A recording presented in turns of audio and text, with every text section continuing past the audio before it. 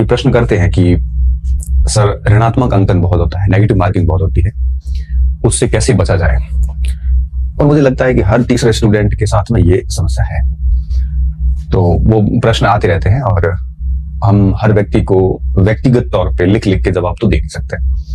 तो सोचा कि इसके ऊपर एक 10-15 मिनट का छोटा सा सत्र ले लिया जाए, ताकि क्या पता आप कोई ऐसी मूलभूत गलती कर रहे हैं जिसकी वजह से नेगेटिव मार्किंग हो रही है तो वो ठीक हो जाए।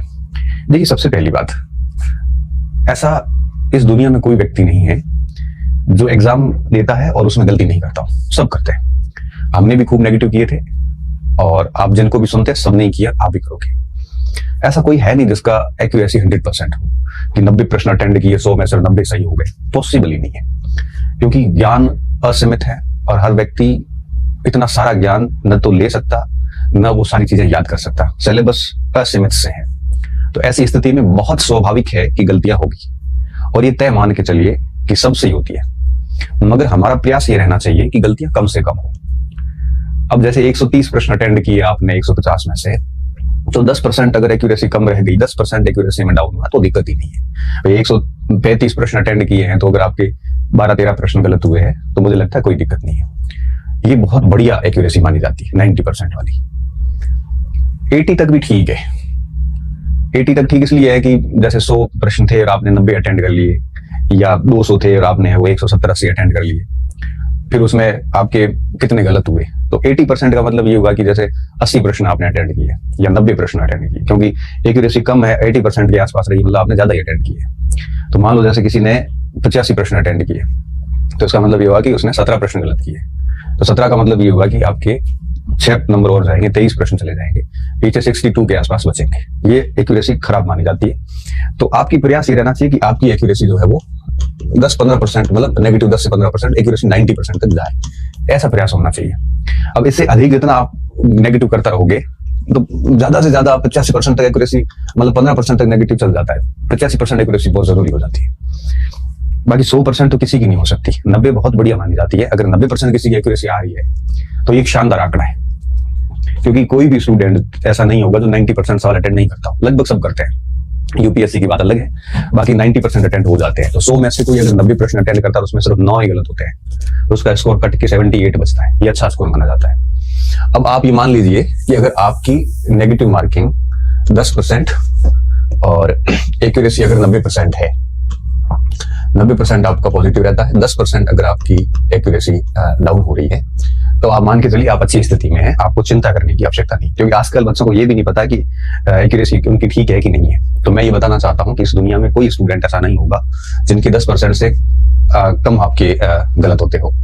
तो 90% से ऊपर एक्यूरेसी लाना पॉसिबल भी नहीं है, और कोई ऐसा बिरला एक आधा हो तो फिर उसका लक बड़ा साथ है उसके। बाकी जनरली ये रहता है कि नहीं हो पाता। तो अगर आपका 10% है, हालांकि इसको हर दिन आप सुधार करके 10 से 9% करिए तो बढ़िया है, लेकिन अगर इससे अधिक बैठ रहा है तो आपको ठीक करने की जरूरत है। ये सबकी रहती है, औसत है तो फर्क नहीं पड़ता। पर जैसे पूरे राजस्थान के बच्चे अगर 10% 12% पे अगर नेगेटिव कर रहे हैं और 90% एक्यूरेसी रख रहे हैं तो फिर औसत समान हो गया ना, फिर दिक्कत वाली बात नहीं है। लेकिन इससे अधिक अगर आप नेगेटिव करते हैं तो वो प्रॉब्लम खड़ी करता है, और अक्सर एक अच्छी तैयारी करने वाला स्टूडेंट इसी कारण से फेल हो जाता है। आप देखते होंगे जिसकी तैयारी बड़ी शानदार थी और अगर वो फिर भी फेल हुआ है तो उसके पीछे कारण सिर्फ ये था कि नेगेटिव मार्किंग उसने अधिक कर ली। तो अब इस नेगेटिव मार्किंग को कंट्रोल करके और 90% तक उससे अधिक एक्यूरेसी कैसे कर सकते हैं, इसे हमें थोड़ा सा समझना है। अब देखो क्या किया जा सकता है। जैसे मैं आपको यह समझाना चाहूंगा कि ये गलती जो है ये 2 लेवल पे होती है। ठीक है, मैं इसको हिंदी में लिख लेता हूँ। ये 2 लेवल पे गलती होती है। आप कोशिश करो कि दोनों लेवल पे आप काम कर पाओ। ठीक है, 2 लेवल कौन से? एक तो परीक्षा पूर्व तैयारी का काल, एक तो यहाँ पे आपको सुधार करने हैं, और दूसरा परीक्षा के दौरान क्या ध्यान रखना है। एक याद ध्यान रखना है। ठीक है, अभी देखिए आप दोनों अवसर पे देखो, नेगेटिव मार्किंग केवल परीक्षा हॉल की समस्या नहीं है, हमें पहले से इसका ध्यान रखना पड़ता है। जैसे मैं आपको बताऊं तैयारी के काल में क्या क्या चीजें ध्यान रखनी है। सबसे पहली बात, आप कम से कम परीक्षा से 3-4 माह पहले, कोई भी परीक्षा हो, 3-4 माह से पूर्व सामग्री ना बदले। देखो सामग्री अगर आप बदलोगे तो दिक्कत क्या आएगी? दिक्कत ये आएगी कि आप उस सामग्री का ठीक तरीके से रिवीजन नहीं कर पाएंगे। अब जैसे मान लो कि फर्स्ट ग्रेडिंग परीक्षा में मैं नई किताब लेके आऊं, एक किताब बेनिफिट तभी देती है जब वो हम 4-5 बार 6 बार उसको पढ़ते हैं, उसके बिना उसका कोई बेनिफिट नहीं है। अब परीक्षा से 3-4 महीने पहले अगर आप नई किताब ले आते हैं तो उसको आप 3-4 बार पढ़ नहीं पाओगे। अगर आप पढ़ने की कोशिश कर ली तो बाकी सारी सामग्री छूट जाएगी। तो स्थिति ये होगी कि उसको भी भूल जाएंगे पुरानी वाली सामग्री को, नई वाली भी याद नहीं होती है। तो सबसे पहला काम आपको क्या करना है, 3-4 महीने पहले जो सामग्री है वही रखें, बिल्कुल नई सामग्री ना लाए। अगर लानी है नई सामग्री पहले तो परीक्षा से 6 महीने पहले, 1 साल पहले ला सकते हैं, ताकि आप उसको प्रॉपर टाइम दे सको। नई सामग्री का प्रॉपर रिवीजन नहीं हो पाएगा, पुरानी सामग्री को भी टाइम नहीं दे पाओगे, और नई सामग्री को आप 3-4 महीने में याद नहीं कर पाएंगे। तो सबसे पहला काम तो ये करना है कि ये 3-4 महीने पहले अपनी सामग्री ना बदले, जो आपके पास है उसी पे भरोसा करके उसको बढ़िया से पढ़ें। एक काम तो ये करना है। दूसरा काम आपको क्या करना है, अभ्यास करते रहना है। और मैं जो आपको इस समय जो परीक्षा के दौरान क्या बातों का ध्यान रखना है, वो अभ्यास के दौरान भी आपको रखना है, ताकि आपको ये चीजें आदत में डालनी है, वही परीक्षा में आपकी आदत काम आएगी। परीक्षा से एक रात पहले अगर आप सीखोगे कि परीक्षा हॉल में पेपर कैसे अटेंड करना है, जो कि हम वीडियो हम बनाते भी हैं, कोई काम का नहीं हो। क्यों? क्योंकि एक दिन में आप अपनी आदत नहीं बदल सकते। ठीक है, आपको 1-2 चीजें आप सीख सकते हो उससे, बाकी आपको आदत बदलने के लिए अभ्यास करना पड़ेगा। जैसे आप डेली 20-30 क्वेश्चन अभ्यास कर रहे हैं पुराने पेपर से, या आप संडे टू संडे कहीं टेस्ट दे रहे हैं, तो उस टेस्ट के दौरान या प्रश्नों को हल करते वक्त एक आप अपनी हैबिट विकसित कीजिए, ऐसी हैबिट हो जो मैं आगे आपको बताने वाला हूँ। तो फिर क्या होगा कि जब आप एग्जाम हॉल में जाओगे तब आप उसी हैबिट के अनुसार काम करोगे तो नेगेटिव कम होगा। तो एक तो आप अभ्यास कीजिए, अभ्यास बिल्कुल सीरियस होकर कीजिए। टेस्ट सीरीज आजकल बच्चे देते हैं, लेकिन टेस्ट सीरीज के अंदर सीरियस होकर नहीं जाते। मैं कहता हूँ कि टेस्ट सीरीज को आप 3 घंटे अगर टेस्ट सीरीज का पेपर दे रहे हो, 3 घंटे बहुत गंभीरता से पेपर दीजिए। ठीक है ना? हो सकता है टेस्ट सीरीज का सिलेबस भले आप गंभीरता से ना पढ़ो, आप अपने रूटीन से पढ़ो, टेस्ट सीरीज को आप एक दिन पढ़ के चले जाओ, मगर टेस्ट सीरीज का टेस्ट जो आप नियमित जो 3 घंटे दे रहे हैं, वो ऐसे दीजिए जैसे सच में आप एग्जाम दे रहे हैं। उसमें धीरे धीरे आदतें विकसित कीजिए जो आपको यहाँ काम देगी। तो नेगेटिव मार्किंग को कम करने के प्रयास जो है वो परीक्षा से 3-4 महीने पहले शुरू हो जाने चाहिए, तभी उस पर काम होता है। अगर आप सोचते हो कि नहीं मैं एक दिन में सर क्या वीडियो सुन के और नेगेटिव मार्किंग कम कर दूंगा, तो बेटा पॉसिबल नहीं है। इसका अभ्यास पहले से शुरू हो जाता है। कोई भी कार्य हमें 1 दिन में 2 दिन में सफलता नहीं देता है, उसके लिए 2-3-4 महीने 5 महीने पर्याप्त समय चाहिए होता है, तभी हम आदत में डालेंगे और वही आदतें हमें एग्जाम में काम देती है। तो प्रॉपर अभ्यास कीजिए और बड़े गंभीरता से अभ्यास कीजिए। अभ्यास ऐसा कीजिए जो आपकी आदत डाले। अभी हम क्या करते हैं, ऑनलाइन पेपर देते हैं, सोते सोते ऐसे क्लिक कर लेते हैं, यही आदत परीक्षा में जाती है। अभी हम नहीं आ रहे उस पर तुक्के मारते हैं, फिर यही आदत बन जाती है, परीक्षा में गलतियां करते हैं। अभी हम ज्यादा प्रश्नों को पढ़ते नहीं है, सीरियसली करते नहीं है, ये आदत बन जाती है। छोटी छोटी गलतियां हम करते हैं, लापरवाहियां करते हैं, ये आदतों का रूप ले लेती है, और यही आदतें एग्जाम हॉल में आपको फेस करनी पड़ती है। तो बहुत अधिक बात नहीं करूंगा। एक तो ये ध्यान रखना, सामग्री मत बदलना। अभी फर्स्ट ग्रेड की एग्जाम है, बिल्कुल मत बदलना। आगे सेकंड ग्रेड सितंबर में एग्जाम है, अभी अप्रैल चला गया, मई जून जुलाई अगस्त 4 महीने रहे, अब सेकंड ग्रेड की सामग्री नहीं बदलनी। अभी अध्यापक का जनवरी में पेपर है, उसका अभी आप कोई सामग्री बदल सकते हो अगस्त सितंबर तक, उसके बाद उसकी भी मत बदलना। ठीक है, अभ्यास करना है और बड़ा गंभीरता से अभ्यास करना है।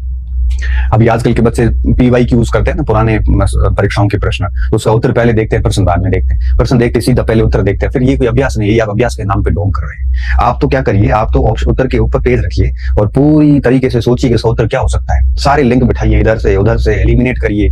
आप तो 2 सेकंड के अंदर उत्तर देखते फिर कहते तो मुझे आता था। ऐसे अभ्यास करोगे तो आपकी बड़ी गंदी आदत पड़ जाएगी। आप एक प्रश्न के सामने इतना जल्दी सरेंडर अगर करोगे तो एग्जाम हॉल में भी आपकी यही आदत रहेगी, और एग्जाम हॉल में आप इतना जल्दी सरेंडर करने लग गए तो निश्चित तौर पे ये भाषणबाजी या जो हम बातें बता रहे हैं कोई काम की नहीं है। तो अभ्यास करिए, गंभीरता से करिए, और 3-4 महीने पहले सामग्री ना बदलें, इस बात का विशेष तौर पे ध्यान रखें। और आखिरी बात, परीक्षा से 15 दिन पहले या 20 दिन पहले एक बार पूरा रिवीजन याद करके कर लें बढ़िया तरीके से, जितना भी सिलेबस है। जैसे जून में फर्स्ट ग्रेड की परीक्षा है, तो आपको अपनी क्षमता पता है कि एक बार में कितने में कर लेता हूँ, तो 15-20 दिन पहले आप पूरा सिलेबस जो आपने अभी अपनी तैयारी में पढ़ा था, बस एक बार नजरों के सामने 100% सिलेबस निकाल दे जो आपने तैयारी के दौरान पढ़ा है। क्योंकि अगर लास्ट दिनों में रिवीजन नहीं होता है, 15-20 दिन में एक रिवीजन, लास्ट रिवीजन नहीं होता है, तो कई सारे फैक्ट धुंधले हो जाते हैं, और कई फैक्ट धुंधले अगर हो गए तो परीक्षा हॉल में जब वो फैक्ट आते हैं तो धुंधले फैक्ट अक्सर नेगेटिव मार्किंग की ओर ले जाते हैं। तो एक लास्ट रिवीजन जो है परीक्षा से 15-20 दिन पहले, इतना बहुत ध्यान रखना इस चीज का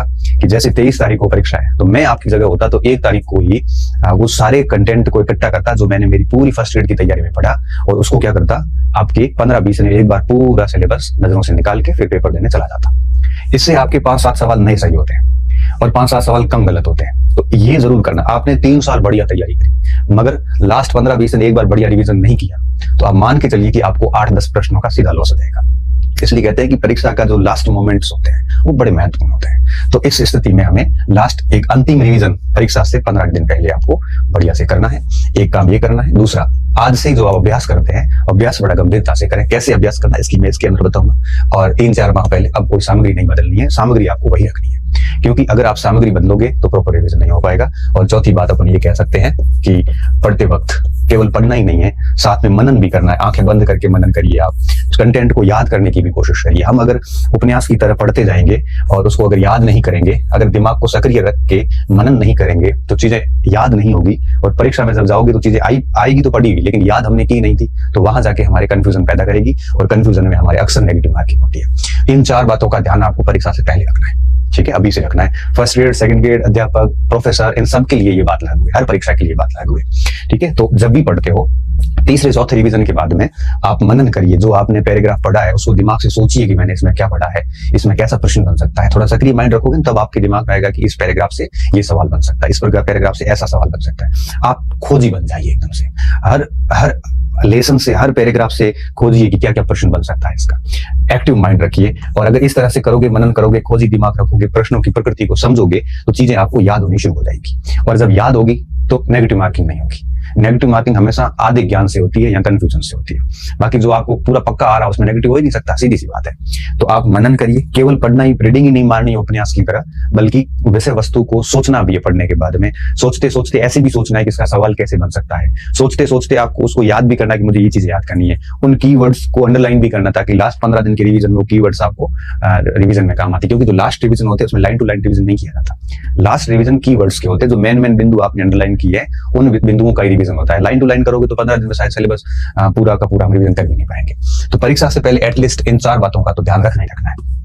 अब देखो, नेगेटिव मार्किंग का एक तो चरण आपने क्लियर कर लिया। अगर ये चीजें करी, उसके बाद परीक्षा हॉल के दौरान क्या करना है कि नेगेटिव मार्किंग नहीं हो।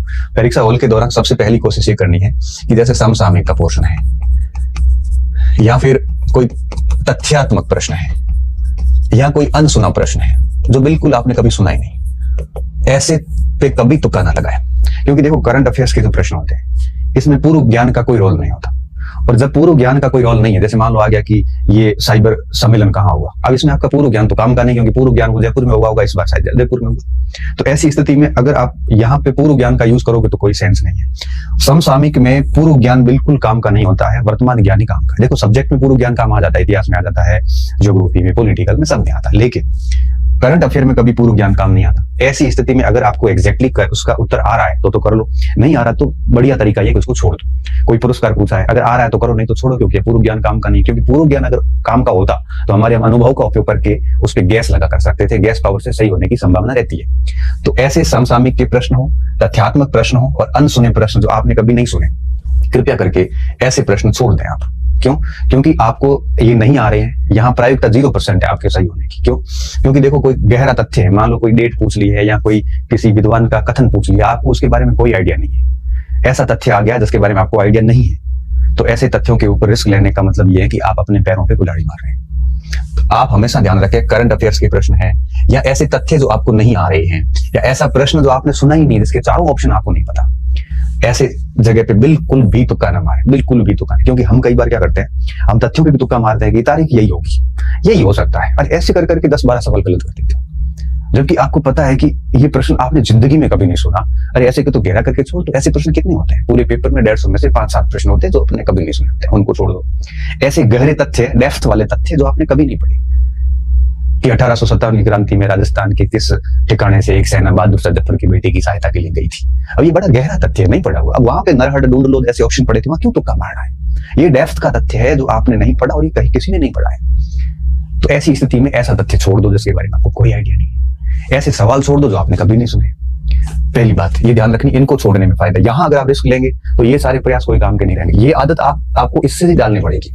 अभ्यास से आदत डालना शुरू कर दीजिए आप, तभी परीक्षा तक आते आते ये चीजें आपके व्यवहार में आएगी, और व्यवहार में आई हुई चीजें मुझे बतानी नहीं पड़ेगी, आप वहां जाके वैसे ही फॉलो कर लोगे। अब मान लो ऐसे प्रश्नों की संख्या 20% है पूरे पेपर में, तो 20% है तो कोई बात नहीं, वो पूरे राजस्थान के लिए ही है समस्या, आपके अकेले के लिए नहीं है। और ऐसे बहुत 20 से 30% आपको नहीं आ रहे इस टाइप के हैं, तो भी रिस्क लेने से कौन से आपके वो सही हो जाएंगी, वो तो उल्टा आपको लॉस करके जाएंगे। तो आप छोड़ दीजिए, क्योंकि कट ऑफ फिर नीचे जाएगी, सीधी सी बात है। दूसरी बात, आपको अगर गैस पावर यूज करके और तुक्का लगाना ही है तो विश्लेषणात्मक प्रश्न पे लगाइए, क्योंकि एनालिटिकल सवाल जो होते हैं ना, करंट के नहीं हो, बाकी सब्जेक्ट के एनालिटिकल सवाल जितने भी होते हैं उनमें बहुत संभावना रहती है, अगर आपने सोच समझ के किया है तो 4-5 प्रश्न करोगे तो 1-2 सही हो भी जाते हैं, लॉस नहीं होगा, आधा 1 नंबर बढ़ेगा। तो कोशिश कीजिए, यहाँ आप गैस पावर यूज कर सकते हो, इन चीजों में गैस पावर ना लगाएं। इसके अलावा आप पेपर की दोनों भाषाएं पढ़ें, हिंदी में भी पेपर पढ़े और इंग्लिश में भी पढ़े, क्योंकि कई बार क्या होता है कि हिंदी में कोई टर्म समझ में नहीं आती मगर अंग्रेजी में आ जाती है, और दोनों भाषाओं में पढ़ने के बाद में आपको पता है कि जो प्रश्न है उसकी क्लैरिटी बढ़ जाती है, कंसेप्ट क्लैरिटी बढ़ जाती है। दोनों बार पढ़ने के बाद हम बहुत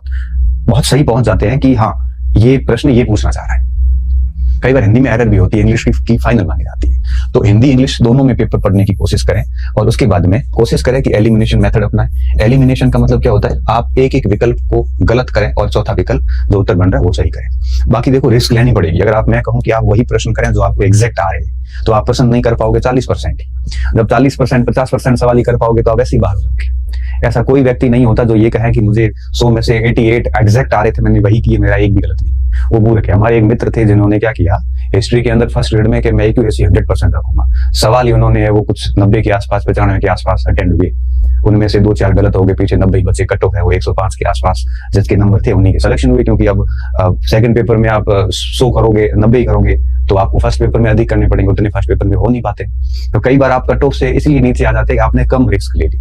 अब 150% है तो आपको कम से कम उसमें कैसा भी पेपर आता है तो 120-25 से ऊपर तो बच्चे जाते ही जाते हैं, मतलब एवरेज है, ऑन एवरेज 130-35 का अटेंड करते ही करते हैं। अब 150 करके आना महामूर्खता है। पेपर कभी ऐसा नहीं होता कि आप 150 अटेंड करो। पेपर हमेशा 10% तो छोड़ने लायक ही होता है। ठीक है, बाकी पेपर के नेचर होते हैं, सबके अलग अलग नेचर होते हैं, लेकिन मैं सिर्फ यही कहूंगा कि तैयारी के दौरान आप ये काम करना, और ये काम आज से शुरू कर दो ताकि परीक्षा तक आपकी आदतें बढ़िया हो जाएगी।